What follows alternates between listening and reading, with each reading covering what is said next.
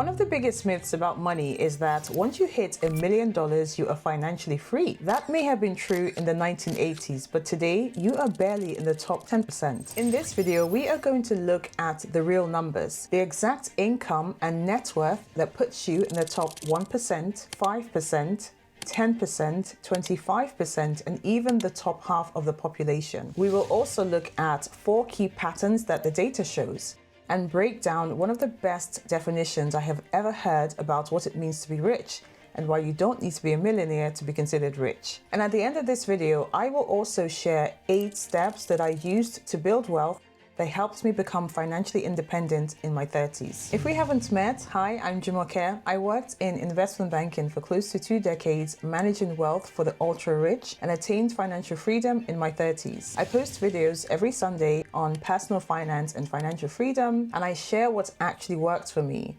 I do this with the hope of helping at least one person's finances in a meaningful way. So here's the big question. How much money do you need to be considered rich? I bet when you hear that question, a number pops into your mind. Take a moment and write down your thoughts in the comment section below, because I'm really curious as to what that number is for you. For most of us, I think it's safe to say it's probably a pretty high number. So when talking about the top 1, 5, 10, 25, or 50%, we're going to look at 2 metrics: income and net worth. So let's look at income first. Income is the money you make. It tells you how much money is coming in. This includes your salary or wages, bonuses, commissions, business income, investment income like dividends, or even royalties. For example, say you make $55,000 a year at your day job and another $25,000 a year from a property you rent out and $10,000 from your bond investments. Your total income is $90,000. Now let's move on to net worth. Net worth is what you own minus what you owe. So take everything you own, like your savings, your investments, your retirement accounts, properties, and then subtract everything you owe. Things like your mortgages, balances on your credit cards, student loans, auto loans, and other liabilities. What's left over is your net worth. And to make it easier, I will link a fantastic net worth calculator below. The income data used here comes from the Bureau of Labor Statistics as well as the US Census Bureau. And the data we are going to look at for net worth comes from the Federal Reserve,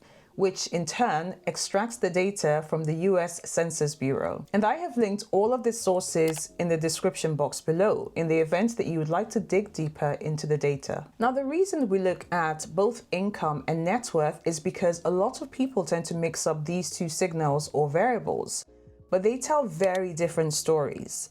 Income tells you how much money is coming in, whilst your net worth tells you what you've actually kept and grown over time. So 2 people can have the same income, but have 2 completely different net worths. And this is why it's important to review the 2 figures. So let's start with income. First, the 50th percentile. Now, this is the median household income in the US. And as of the latest data available, it's estimated to be around $84,000 before tax, which is about $7,000 monthly. Now, this is the midpoint, which means that half of US households make more than this and half make less. Now let's move up to the top 25% of households. This group makes around $165,000 or more annually.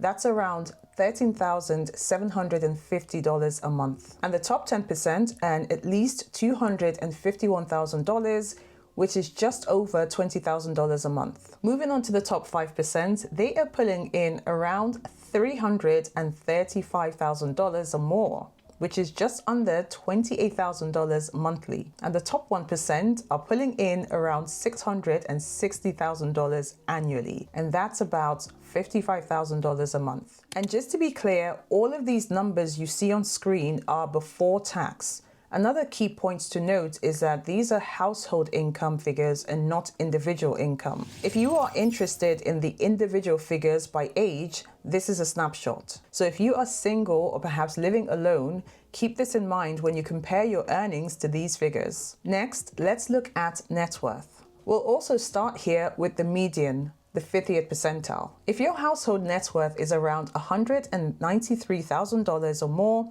you're right in the middle of households in the US. The net worth for the top 25% of households starts at roughly $659,000, and the top 10% begins at $1.9 million.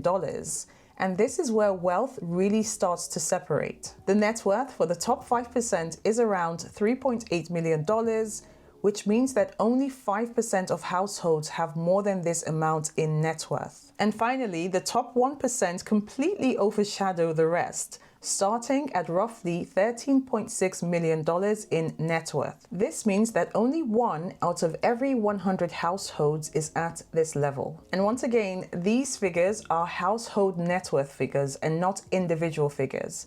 And factors like your age, your job, your family size, and location matter a lot when it comes to income and net worth. So a young professional who is just starting out will naturally have less wealth than someone in their 40s, 50s, 60s, and above. And also, living in a high-cost city often comes with higher incomes relative to someone living in a smaller city or a rural area. So now that you've seen the numbers, let's move on to a summary of what the data actually shows. In the interest of time and to keep this video relatively short, I will summarize the 4 main points, but of course, feel free to review the data which I've shared below. Now you may wonder, well, why is this important and how exactly it relates to you? Well, this data and the trends extrapolated from it is what central banks and politicians use to set policy over time. And these policies are policies that directly affect you and your money. Now, the first pattern is that wealth is extremely concentrated at the top, and income inequality is rising as illustrated by the Gini coefficient. The second pattern is that not only is wealth distribution already extremely unequal, but it's becoming even more concentrated over time. The third pattern shows that financial crises are actually one time when the wealth gap stops widening, and the moment people outside of the top 10% can gain a relative advantage, which is why the saying goes, more millionaires are made during a recession or a downturn than any other time. Recessions or periods of economic downturns are historically prime periods for wealth creation because they offer unique opportunities to acquire assets at significant discounts before the inevitable market recoveries start. And one pattern we've seen consistently is that during major crises, the share of wealth held by the top 1% typically declines, at least initially, because they own a vast majority of financial assets like stocks and derivatives, which tend to crash first, while the share held by the middle class can actually rise. And the fourth pattern shows that different wealth groups hold very different types of assets. Now, one of the best definitions of wealth that I have ever heard is from Scott Galloway, an NYU professor, an incredible author and speaker. He defines rich as having passive income that is greater than your burn rate. So in other words, you are rich if your passive income is greater than your expenses. And there are 2 key takeaways from this definition of rich. The first is that your passive income is larger than your burn rate. Now, when I think of passive income, what comes to mind is investments. So I would think about having a portfolio that generates an income that covers all of your expenses and then some. And I think that investing is pretty much the most passive activity you can have. This could also come if you have a pension that covers all of your expenses and even an annuity. Now, the other takeaway is that your income is greater than your expenses. This means that you are living below your means. So when you have passive income that is flowing in a way that meets all of your necessary expenses and all of your wants, then you're rich. Now, one of the reasons I love this definition so much is that it speaks to the reality that it is possible to feel rich on a broad range of incomes and a broad range of net worths, just as it is easy to spend your money and live paycheck to paycheck on a broad range of incomes. It all really depends on your lifestyle and your expenses. If you live a lifestyle where your expenses are, let's say, $70,000 a year, and you have passive income of around $100,000 a year, you're rich by this definition. You have an annual surplus of $30,000.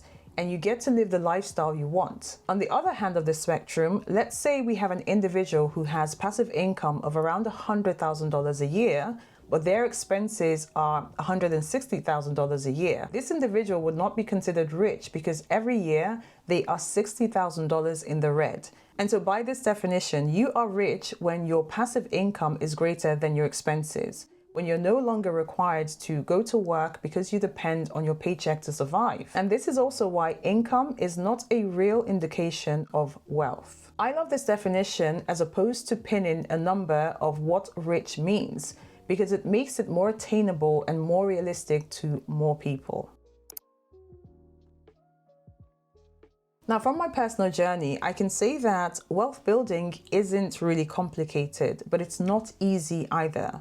I became financially independent in my 30s, and personally, I found that the easiest path, or the path of least resistance, should I say, when it comes to building wealth is, number one, understanding my relationship with money. Number two, knowing what money I had coming in and what was going out, i.e., I had a budget. Number three, I consistently spent less than I earned. Number four, I ensured that the only debt I had was my mortgage, and I paid off any overdrafts or high interest debt I had, and I never owned a credit card. Number five, getting invested as soon as possible. The younger, the better, and staying consistent is key. Number six, I consistently improved my skills and I built my CV over time, which helped me negotiate my salary. Number seven, I made a lot of mistakes along the way, but I learned from my mistakes. And number eight, I let compounding be my best friend on this journey. Now on this channel, I have shared several different videos, and I will continue to do so,